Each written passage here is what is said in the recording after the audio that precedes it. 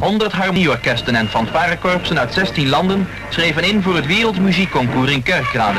Aan een van de marswedstrijden werd onder andere deelgenomen door de kapel van het regiment Limburgse Jagers, die een eerste prijs behaalde.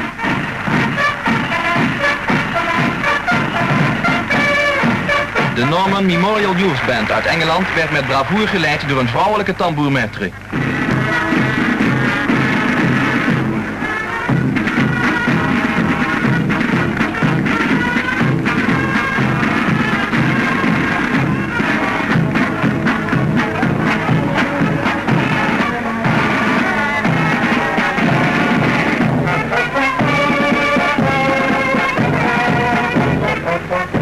Canada was vertegenwoordigd door de band van een middelbare school, een harmonisch geheel van 52 jongens en meisjes.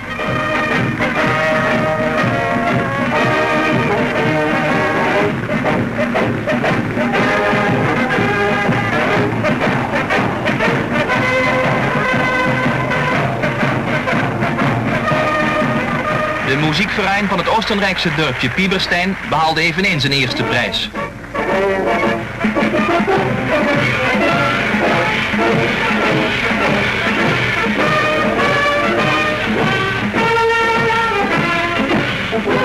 Uit het Zwitserse kanton Graubünden kwam de muziekgesellschaft Felsberg.